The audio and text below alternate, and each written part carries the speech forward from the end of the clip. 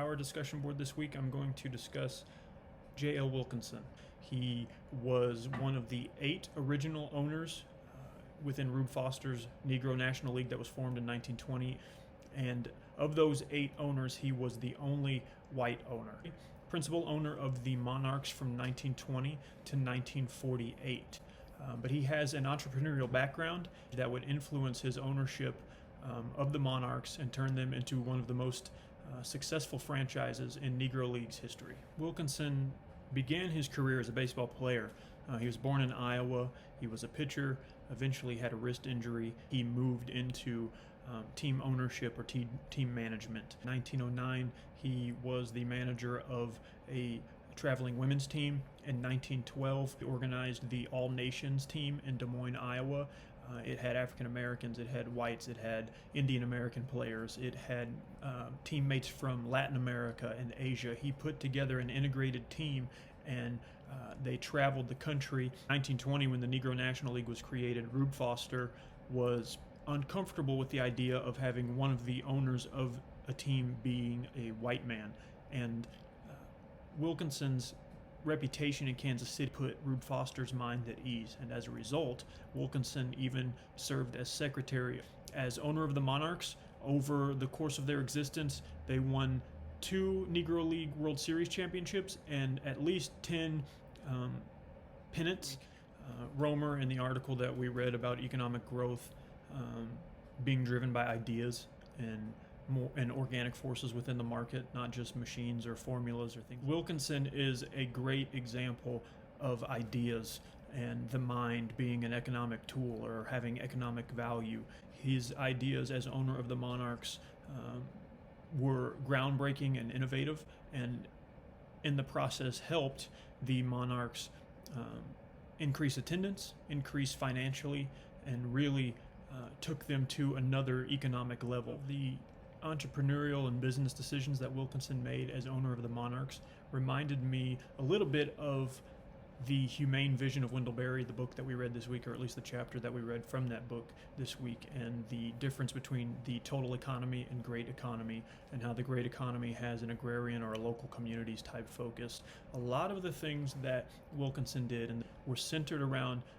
economic prosperity and growth for the Monarchs, but they were made with community ideals and with a community focus in mind. He knew what it was like to be on a team. He played for many baseball teams, but he also knew what it was like to be part of a society and to try to help uplift a community. He had a sensitivity to race relations.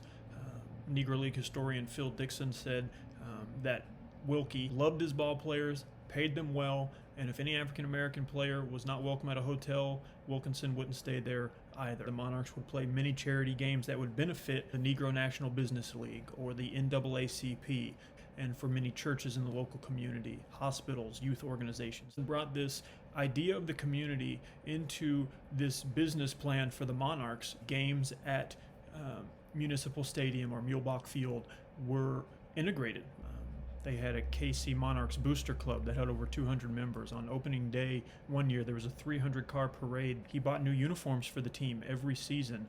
The KC Advocate reported that it was Wilkinson's goal to make the Monarchs the best-dressed team in the league. He was influential in bringing African-American umpires into the Negro League. Another thing they would do to boost attendance and get the community involved was invite field trips from school to come out for free tickets. They involved the Kansas City community in what they were doing, and they allowed the Baptist churches there to have unity services on the field after games.